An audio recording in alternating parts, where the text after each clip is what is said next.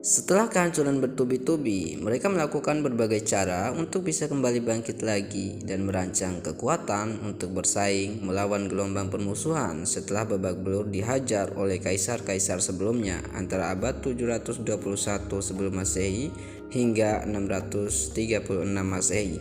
Mereka dimusnahkan dan dibakar habis-habisan oleh Raja Titus. Lalu Uryanus datang untuk melenyapkan simbol-simbol kota secara keseluruhan. Bagi mereka, itu adalah abad-abad yang pahit, bagaikan pasang surut air laut. Setiap mereka bangkit pada saat itu juga, mereka merasakan hujan ancaman dari berbagai pihak.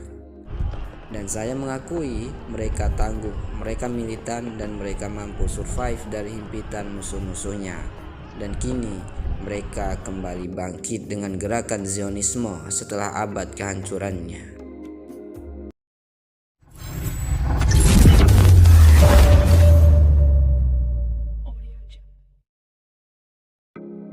Sebuah gerakan baru bangkit menuntut balas atas derita yang dia alami berabad-abad lamanya. Kebangkitannya membawa misi baru untuk mengklaim tanah yang dijanjikan sebagai miliknya.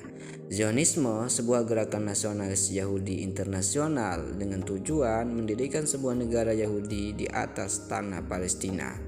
Gerakan Zionis muncul di Eropa Tengah dan Timur pada akhir abad ke-19 dan menyerukan kepada orang-orang Yahudi untuk bermigrasi ke tanah Palestina dengan alasan tanah nenek moyang yang dijanjikan atau Eretz Israel, dan membentuk masyarakat eksklusif murni Yahudi untuk membebaskan diri dari antisemitisme dan penganiayaan yang terjadi pada mereka selama ribuan tahun. Propaganda yang mereka buat berhasil mengirim sinyal sugesti untuk menarik simpati di kalangan masyarakat. Maka tidak heran jika kita menemukan kalangan-kalangan tertentu di tengah-tengah masyarakat yang mendukung Zionis, karena Zionis itu sendiri bukan hanya dari klan Yahudi saja, tetapi setiap individu atau lembaga yang mendukung mereka, maka mereka juga termasuk kaum Zionis. Mulai dari tokoh-tokoh sentral politik di berbagai negara hingga mereka berdua ini.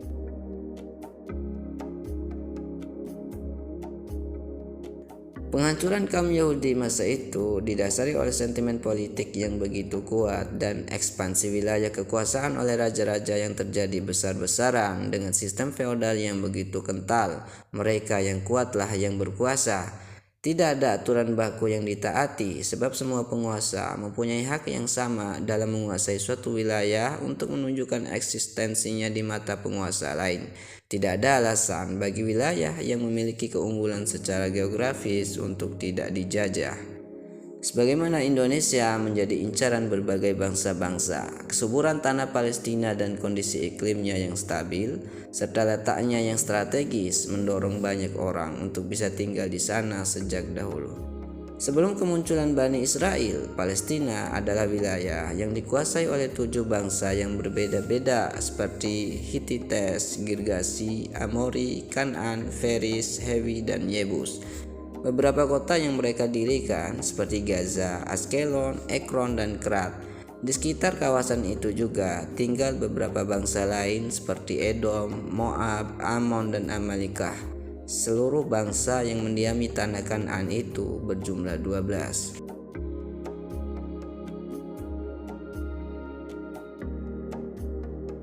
Setelah kemunculan Bani Israel dari pengasingan di Babilonia oleh Nebukadnezar, mereka kembali ke tanah Palestina atas perintah Kores, Raja Persia, dengan membawa barang-barang sebanyak 5.400 emas dan perak. Berawal dari sebuah kitab yang dijadikan sebagai sandaran oleh para kaum Yahudi, mereka meyakini bahwa Palestina adalah tanah yang dijanjikan oleh Tuhan bagi Bani Israel atau Eretz Israel. Kitab Perjanjian Lama atau Taurat yang mereka yakini saat ini menjadi landasan kuat bagi mereka untuk mencaplok wilayah-wilayah Palestina dari penduduknya. Mereka mengklaim bahwa terdapat haikal suci yang didirikan oleh Raja Sulaiman pada masa kerajaannya. Menurut cerita mereka bahwa haikal Sulaiman sempat berdiri kokoh di masa kekuasaan Daud dan direnovasi oleh Raja Herodes pada masa kekuasaannya. Namun, haikal suci itu dihancurkan oleh Raja Titus, Kaisar Romawi di tahun ke-70 Masehi. Kaum Yahudi meyakini bahwa Sulaiman mendirikan haikal suci pada rentang waktu antara 960 sampai dengan 953 sebelum Masehi. Sulaiman mendirikan haikal di atas Gunung Moria, Baitul Maqdis, yang sekarang berdiri Masjidil Aqsa dan Masjid Quba Batu. Kaum Yahudi menyebut gunung ini dengan sebutan Gunung Haikal. Sejak saat itu, bangsa Yahudi terus merancang strategi untuk bisa kembali ke tanah Palestina dan membangun kembali haikal suci mereka untuk ketiga kalinya. Itulah sebabnya kaum Yahudi menyebut bangunan yang akan mereka bangun lagi dengan nama Haikal ketiga. Salah satu organisasi keagamaan Israel ekstrim yang berusaha untuk membangun kembali haikal Yahudi di atas lokasi Masjidil Aqsa adalah sebuah organisasi yang menamakan dirinya sebagai Dewan Pelindung Jabal Haikal. Mereka memulai aktivitasnya sejak tahun 1967 Masehi dengan cara melakukan penggalian-penggalian di bawah kawasan pemukiman, sekolah-sekolah, dan masjid-masjid kaum Arab yang tinggal di sekitar tanah suci Al-Quds dengan alasan mencari bekas peninggalan haikal Sulaiman. Mereka melakukan penggalian itu hingga sekarang. Bahkan kini penggalian itu telah mencapai kawasan yang berada tepat di bawah Masjidil Aqsa. Tepat di bawahnya mereka membuat lubang dalam yang memanjang dan juga mendirikan sebuah sinagog di dalamnya. Organisasi itu juga membuat replika haikal Sulaiman dan menyebarkan informasi tersebut kepada kalangan Kristen dan Yahudi radikal yang meyakini bahwa berdirinya negara Israel pada tahun 1948 Masehi adalah untuk menggenapi nubuat Taurat tentang hari kiamat, berdirinya kerajaan baru, dan kedatangan Al-Masih yang kedua setelah Yahudi kembali ke tanah suci mereka. Begitupun kalangan Kristen yang menantikan akan kedatangan Sang Mesias setelah berdirinya negara Israel.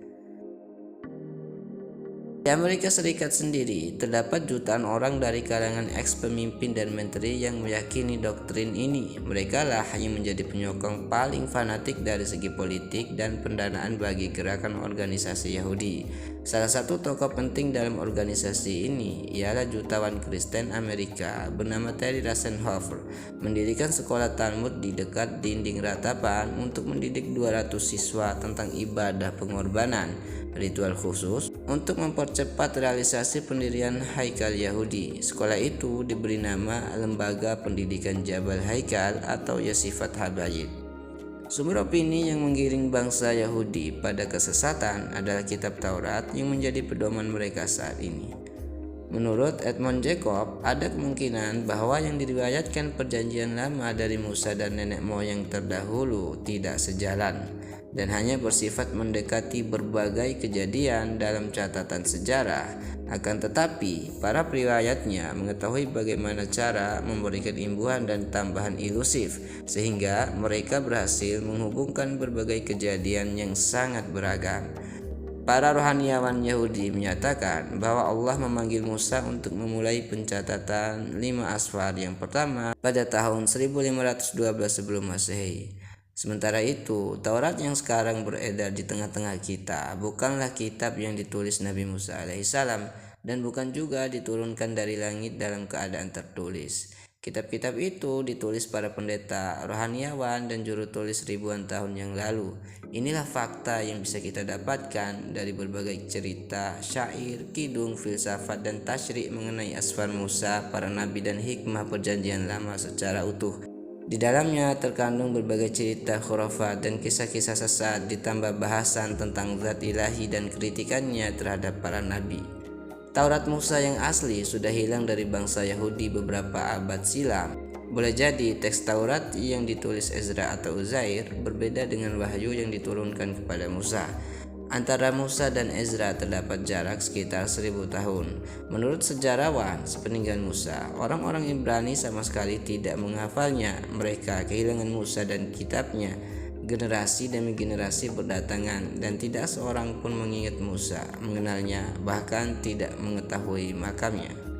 Sehingga istilah tanah yang dijanjikan atau Eretz Israel yang berada di Palestina adalah dongeng semata. Begitupun Haikal Sulaiman yang mereka sebut. Haikal Sulaiman yang dituturkan oleh kitab suci Yahudi hanyalah khayalan belaka.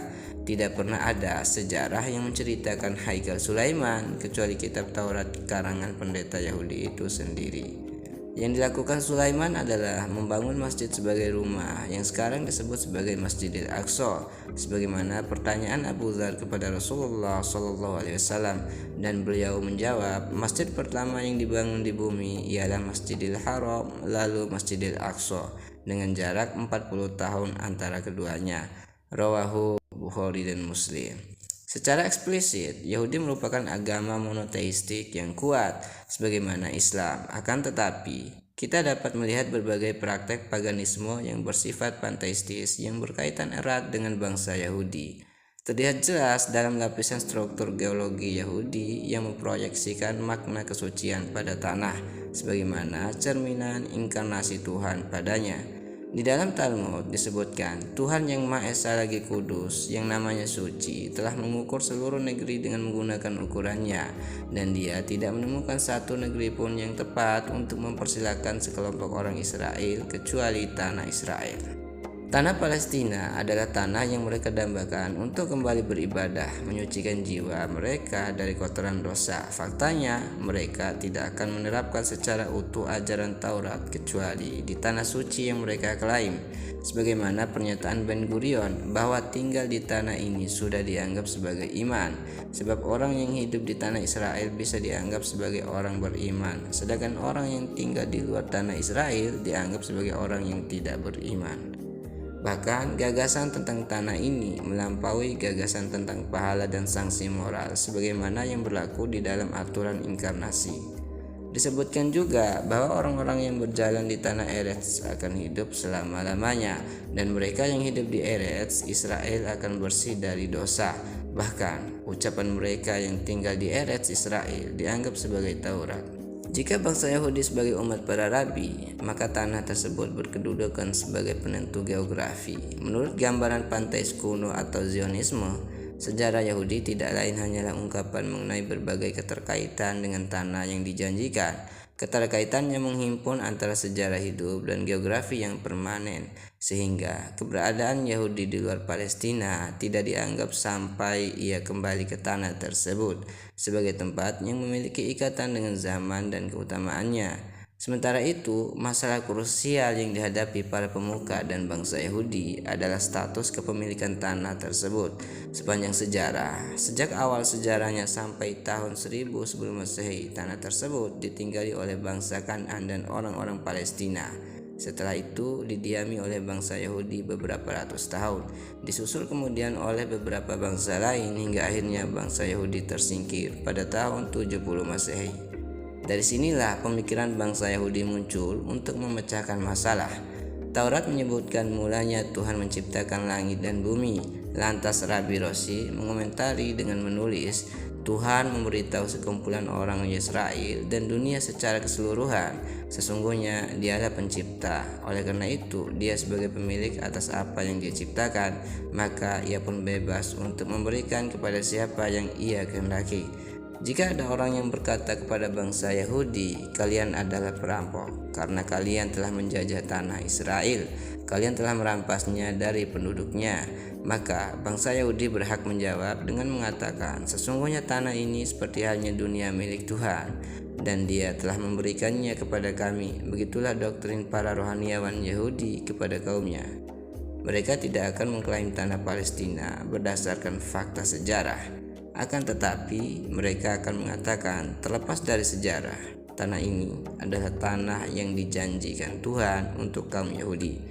Begitulah cara mereka beralibi, dan logika itu pula yang dipakai oleh Martin Buber dalam membenarkan penjajahan yang dilakukan Zionis di abad modern ini.